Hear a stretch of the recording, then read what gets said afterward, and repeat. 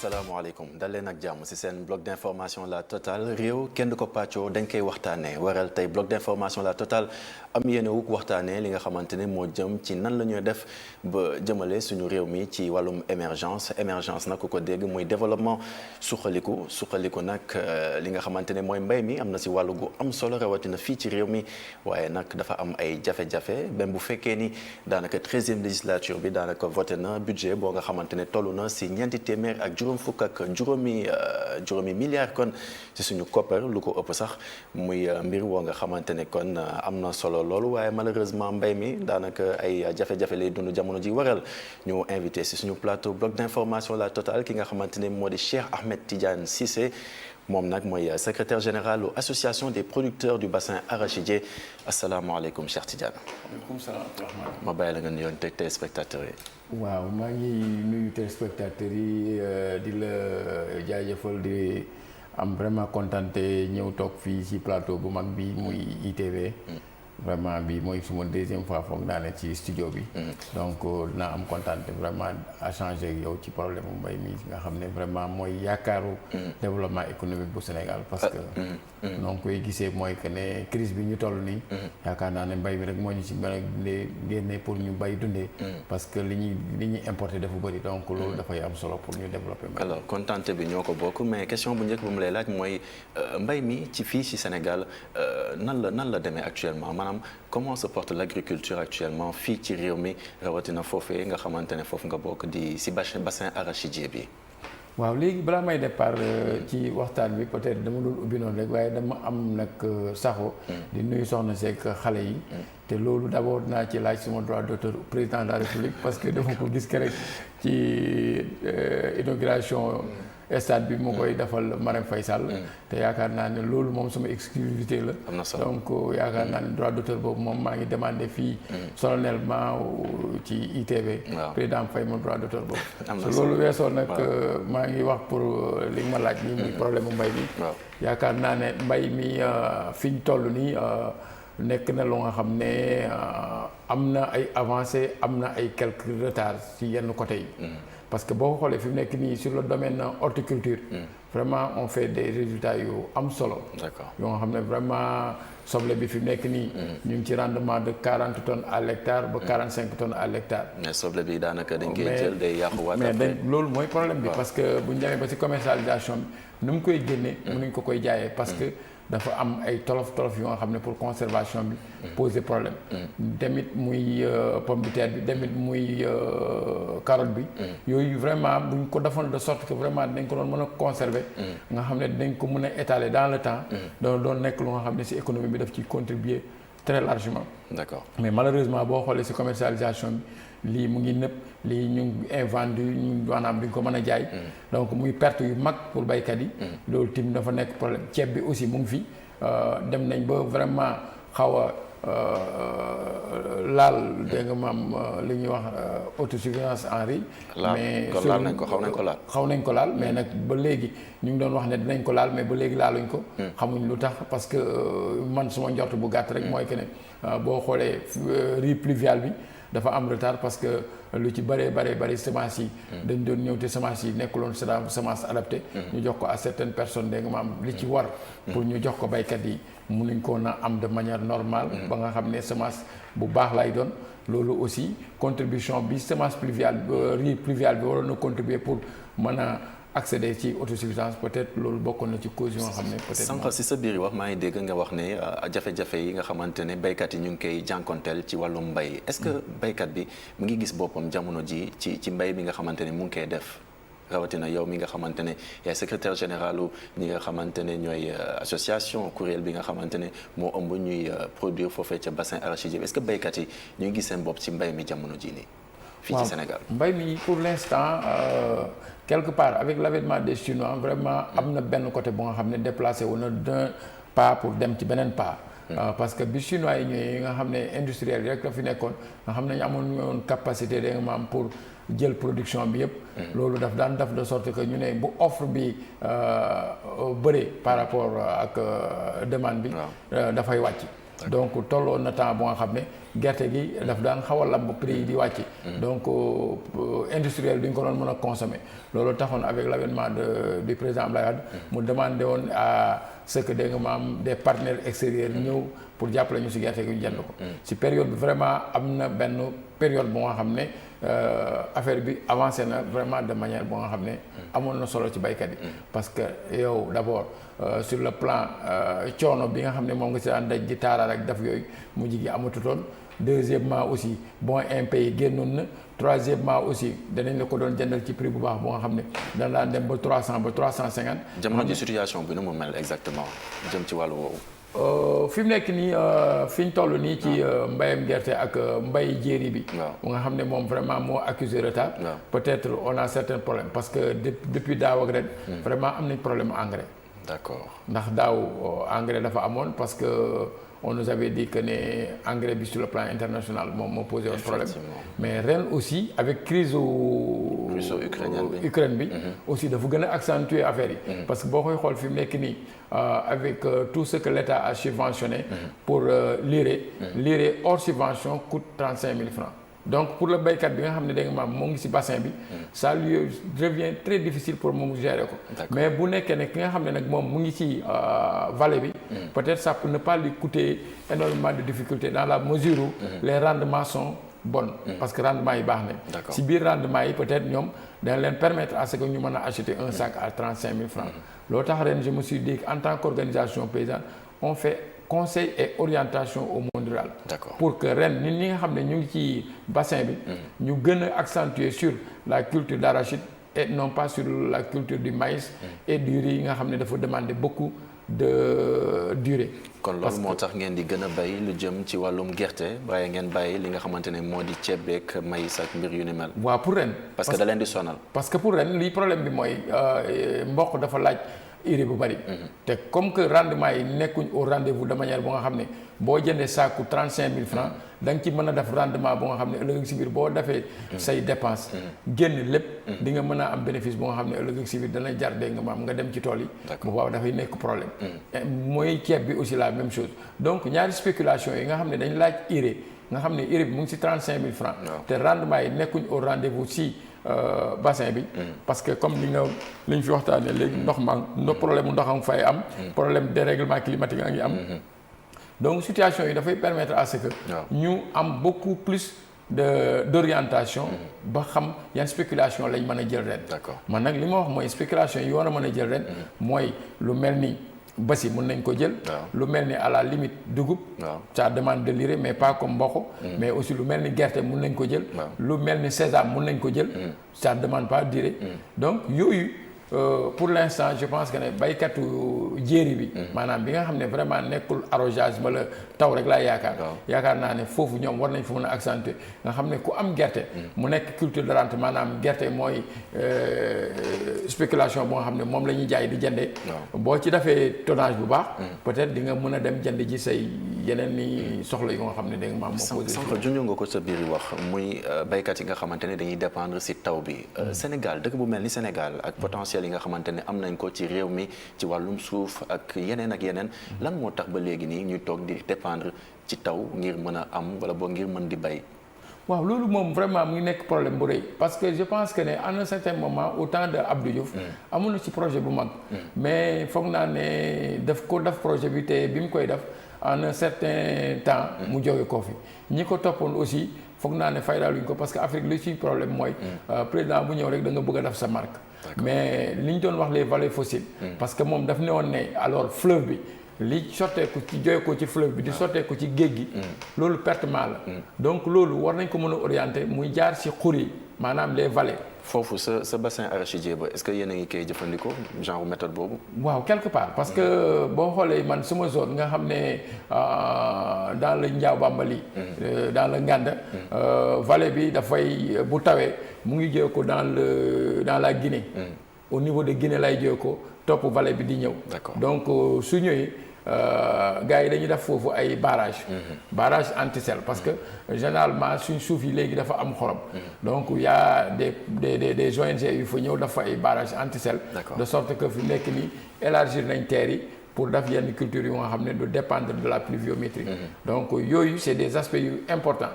mais aussi problème bi mooy man li ma gëm mooy il faut que ñu parce que fi mu nekk nii ñu ngi bëgg a autosuffisant en ndox pour naan. waaw parce que fi mu nekk nii ODD yi foog naa ne ndox pour naan bi. fi mu nekk nii atteindre nañ plus de 90%. donc li ñu waroon a def moo doon ñu gën a pousser à ce que dégg nga maam ñu def des forages de culture. D'accord. forage de culture yi nag ñun nag suñu problème mooy. au niveau de nos zones là nappe bi dafa sori. donc mu ngi à 60 mètres 65 mètres. D'accord. des fois ba 70 mètres. donc généralement pour nga am fa culture maraîchère bi dafay métti parce que tàngoor bi dafay métti ndox du am. donc paysan bi du am possibilité pour mun koy def. mais ni ñu demandé woon mooy. état mu pensé si. orientation boobu nga xam ne Abdou Diouf moo ko fi defoon muy les vallées fossiles pour mën a retenir ndoxu fleuve bi nga xam ne mu ngi jeté wu si géej gi mais aussi en même temps mun a retenir les eaux de pluie yooyu dana permettre à ce que dégg nga maam ñu mën koy def parce que boo xoolee fi mu nekk nii man sama zone nga xam ne bon ñoom ci biir xur bi la ñi jege xur bi yëpp dañuy def tamaate dañuy def naka laati jaxatu ak yooyu pendant 6 mois. D'accord. mbala 7 mois. yoo nga xam ne dinañ am possibilité parce que nappe bi. bu tawee ba pare nappe bi dafay yëkkateeku. balaa muy baissé dana def 6 mois. mbala 7 mois pour mu baissé wàccaat fi mu waroon a delluwaat. D'accord. donc loolu dana permettre à ce que. ñoom ñu mën a def des cultures yu mel noonu. muy mbir yu am solo mais mu bëggoon la laaj itam sax sànq tamit wax nga ko muy wàllum taw bi. daanaka yegg si nañ si ba noppi. jamono jii nii béykat yi ci ban niveau lañ toll ci processus bi ci processus mbay mi actuellement nii. waaw fi mu nekk commencé nii nañu ji wala. waaw fi mu nekk nii ñu bëree ngi ji parce que ñii ji nañ sax nañ ñii xaw nañ am un tout petit peu de retard. mais retard bi lan moo ko wundu exactement. retard bi lan moo ko wundu. retard bi mooy c'est parce que dafa am déphasage sur certaines zones. D'accord. man am naa zone bu nga xam ne dans le côté Kaolack. am naa sama benn xarit bu nga xam ne gerteem fi mu nekk nii def na 1 mois 1 semaine. D'accord. ko gerteem pratiquement mu ngi jege tontóor. D'accord. d'ici quelque temps da ngay gis gerte gi commencé am doom. tandis que am na ñoo xam ne jéemuñ gerte. parce que pluie bi newagul au rendez-vous. Effectivement. donc loolu dafa nekk déphasage bu nga xam ne. moo indi à ce que dégg nga maam yu bëri am. mais la majeure partie nag fi nekk nii ji nañ. ba am na yuy sax ba ñu ngi commencé bay. D'accord. muy mboq mi. muy gerte gi. ñu ngi koy bay mais ba léegi parce que ren dafa précoce. parce que le 10 juillet. la plupart du temps daaw ak at yi yëpp. à partir de 10 juillet la hivernage daan commencé. D'accord. mais ren dafa aller plus tôt donc am na ñu ji ñu nga xam tey ne teel na taw kon ren. dafa teel a taw.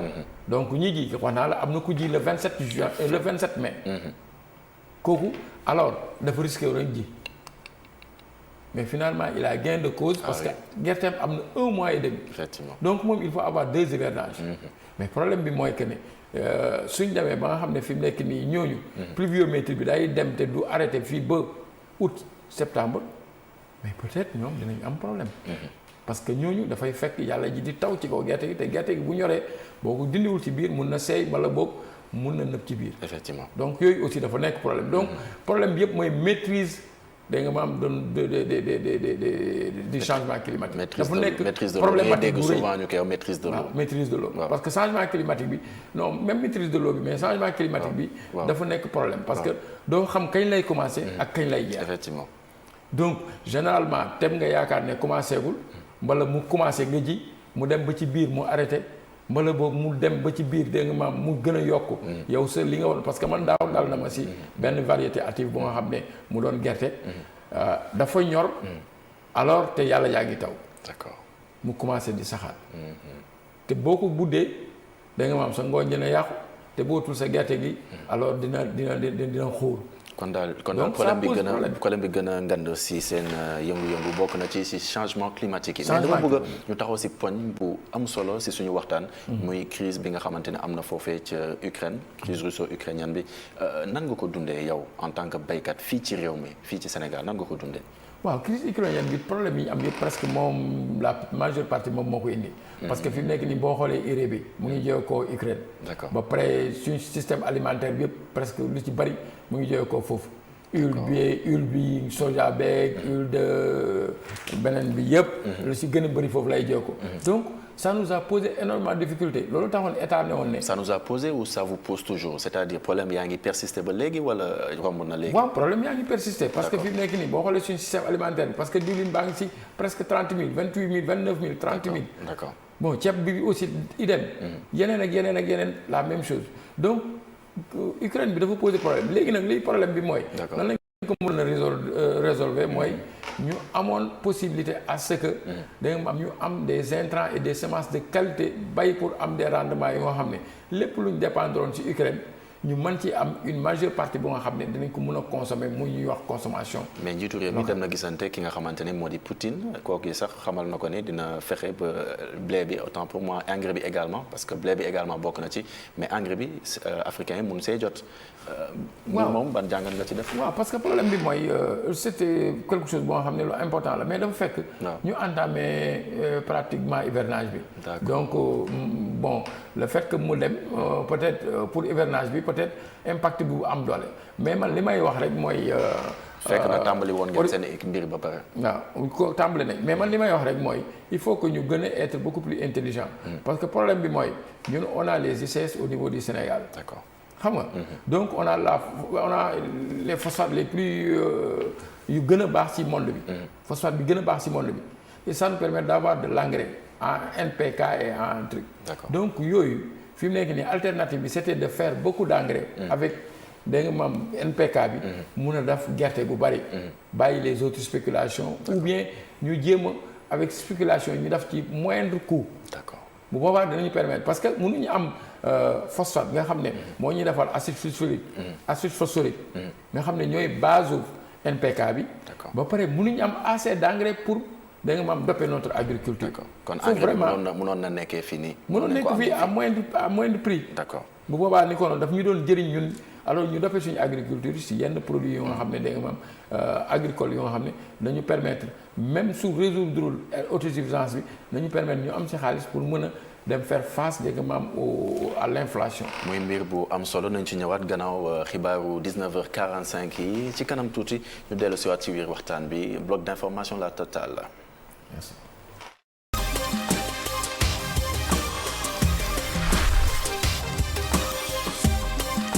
asalaamaaleykum dalati leen ak jàmm ci seen bloc d'information la totale tey ñu waxtaanee mbay mi ànd ci ki nga xamante ni mooy Cheikh Ahmed Tidiane Cissé moom mooy secrétaire général u association kon des producteurs du bassin arachidier Cheikh Tidiane alors sànq junñu nañ ko muy maanaam crise russo-ukrainienne bi est-ce que Sénégal fu ñu toll en tout cas ñu bëri ñu ngi koy wax waruñu sax toog di sàkku en tout cas ay engrais ak mbir yu ni mel foofee ca tugal alors que Sénégal am na ay potentialités yu am solo fii ci réew mi mbir moomu ban xalaat nga ci am.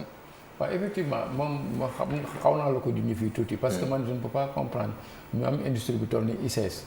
nga xam ne ICS fi nekk nii phosphate bi gën a baax ci àdduna lañ am. muy produire de l'acide phosphorique et de l'acide sulfurique. yooyu ñu nekk les bases tenantes da nga maam du NPK. yi nga xam ne da nga maam mooy yi nga xam ne mooy engrais yoo xam ne moom lañ mën a def ci ay gerte yooyu. donc normalement. engrais dafa waroon na bëri. ba pare te du jar lu bëri. d'accord parce que lu tax ma wax ko mooy état waroon na def engrais bi mu jar parce que man gis naa ay projets yu nga xam ne. 2 ans ou 3 ans derrière dañ ko doon joxe à 2500. l'engrais. d'accord loolu mun na nekk ba pare bu ñu ko defee ñu amortir ko sur la production. parce que quand tu produis beaucoup tu peux vendre. et quand tu vends peut-être tu peux avoir un prix bu nga xam ne li nga subventionné woon ce prix engrais peut-être mën nga ko jot ce prix de vente da nga ma am sa production excès de production donc je pense que ne côté boobu waroon nañ ci réfléchir de sorte que parce que peut-être on a vendu les ICS avec les trucs mais war nañ mën a am code part boo nga xam ne war na permettre suñu agriculture mën ci am gis-gis boo nga xam ne dina ko mën a jëriñ. bu ñu demee ba jotin bi ci wàllum engrais doon mbir boo xamante ne dafa jafe lool ci réew mi est-ce que autosuffisance alimentaire bi nga xamante ne ñu ngi koy bëgg wala boo ñu ngi koy namm ci réew mi est-ce que dina doon lu yomb. waaw parce que problème bi mooy engrais moom wax dëgg yàlla suñ ko su amul. vraiment suñ suuf si léegi dafa dee.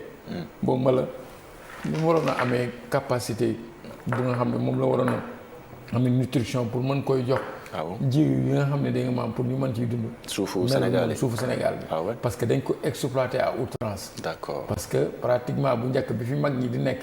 dañ daan bay fii ren. mu déwee ne ñu bàyyi ko. bayaat feneen. fële dund.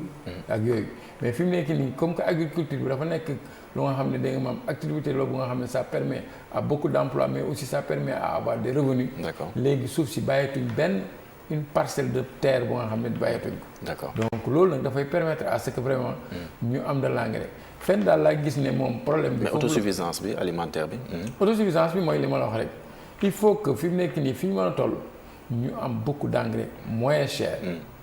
pour doper l'agriculture. d'accord et penser dégg nga maam à la recherche. pour faire des rendements. d'accord ci semences yoo nga xam ne c'est des semences de qualité. des semences pré-base wala base. boo nga xam ne dañ koy jox béykat ñu multiplier ko. am des rendements wax naa la léegi ne la. gerte fi mu nekk nii pour nga dépasser rendement une tonne dafa jafe. or au niveau de l'ISRA j'ai entendu que ne am nañ au moins 10 variétés yoo xam ne mun nañ génne bu ci nekk 3 tonnes à l'hectare tu sais écart bi nu mu demee. tu perds 2 tonnes à l'hectare. d'accord donc yooyu vraiment. war nañ ci gën a mën a accentuer. gën koy faydaal fulaal ko. dégg nga maam mun koy jox baykat yi ba nga xam ne mu nekk tamit nag des variétés actives yoo nga xam ne bu taw amee bu taw amul. lum ci taw lum néew. mu mën ci ñor bu boobaa aussi tamit danay nekk njëriñ. alors si sa biir kàddu maa ngi dégg léegi nga wax ni engrais lu am solo la ngir ñu yegg si wàllum autosuffisance alimentaire. kon jamono jii nii pour yegg ci dina jafe loolu mais est-ce que duñu xalaat itam ni comme Macky Sall njiitu réew mi Macky Sall nu mu ko waxee. naan produisons wala bokk waaw produisons ce que nous consommons. mais également consommons ce que nous produisons mbir moomu noonu est-ce que yéen a ngi ciy bàyyi xel ba sax engrais lu mu néew ngeen xalaat ci mbir yooyu ngir autosuffisance bi mun a doon lu yomb. waaw autosuffisance bi wax dëgg yàlla mébét la boo nga xam ne président Macky Sall taxaw na ci.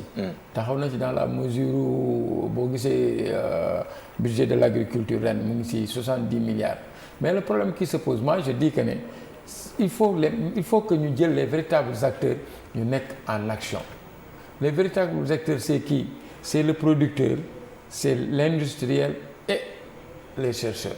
budget de l'agriculture dem na 400 et quelques milliards. dem na 400 milliards. mais budget hivernal bi. d'accord c'est dans les 70 milliards. d'accord xam nga mais problème bi mooy quand tu fais les 3 acteurs yi ma la wax muy le producteur. l'industriel et da nga maam le chercheur. je pense que ne loolu mën na dem. mais dafa am certaines gens yoo xam ne dañ nekk ci biir certaines parasites yu dugg ci biir. te yooyu moi je pense que ne waroon nañ ko mën a organiser. mettre leen hors du système. ñoom ñu dem au niveau da nga maam de la commercialisation. parce que quand tu dis un opérateur. un opérateur est beaucoup plus valable bu demee à la commercialisation. que bu duggee dans la production. d'accord parce que un opérateur c'est quelqu'un moo xam ne dafa am xaalis. d'accord donc xaalis bu ñu koy wax nag jënd ak njaay mooy tax. te dina mën a dem à la recherche d'un partenaire. d'accord indi fi un industriel. indi fi un partenaire boo xam ne ëllëg si biir mën na fi teg des unités de transformation. des choses comme ça. mais véritable acteurs yi moom nañ leen bàyyi sur le terrain. ki nga xam ne moom spéculation bi mooy maanaam matière première. waaw kooku dana ko fulal. mais producteur bi nga xam ne moom itam bay moom spéculation bi moo koy bay. lu mu dundee ak lu mu dundee njabootam dana ko fay daal. mais chercheur si bi aussi. yaakaar naa ne moom itam dana def de sorte que mu nekk un patriote dana xool li nga xam ne mooy avancé loolu mbir mi. dafa am benn affaire bu ndaw xam naa seen njaga dina ma ko may lu gàtt rek loo xam ne dama ko sàcc ci mun naa ko waxee noonu dama koy këf bokk ci ki nga xamante ne moo di Alassane Samba Diop mu wax benn wax bu am solo ci statut am laa ko jëlee mu ne le ventre d'un Sénégalais est un carrefour alimentaire mu dolli si ne cela veut dire que tout ce que nous consommons pour l'essentiel en tout cas vient de l'extérieur maanaam lépp li nga xamante Sénégal mi ngi koy lekk daanaka tugal lay jógee mbir moomu boo ko déggee ban jàngat nga ci def rapidement balaa ñoo tëj. waaw xam nga loolu mooy acculturation bi parce que tubaab bi dañuy nax dum loolu ñu ay bon nga expliqué ma ci yenn terme yenn publicité yi muy genre Auchan yi nga xam ne da nga am dañuy indi des produits français tout ça là or suñu produit yaa ngi fii on a le mil on a le maïs. c'est des céréales yoo nga xam ne moo gën a consistant lekk yu ñuy lekk te moo gën a baax ci santé mais yii dañuy indi ay constipation ay yeneen autres problèmes tandis que yële bu ñu leen jëloon defar leen mun nañ ci lekk bu nga xam ne de qualité bu nga xam ne dañuy dëgër ba pare danañu permettre dégg nga maam duñ dépendre de manière bu nga xam ne dañ ciy dépenser suñu xaalis ba pare duñu satisfaire donc autosuffisance bi vraiment je pense que ne si fii lañ ko mën a accentuer pour de bon. sëñ Cheikh maa ngi laa jaajëfal bu baax di rafetlu li nga tontu kon suñu invitation. fi la ñoo yem ci waxtaan wi di yaakaar rek amoon na solo lépp li nga xamante ne nag daanaka génnee nañ ko te mu doon xëy na safaan ñu ngi siy jégalu bu wér ndaxte ay nit képp lañu di leen jaajëfal di leen jox rendez-vous ëllëg incha allah ngir beneen bloc d'information la totale jaa ngeen jëf. Merci beaucoup.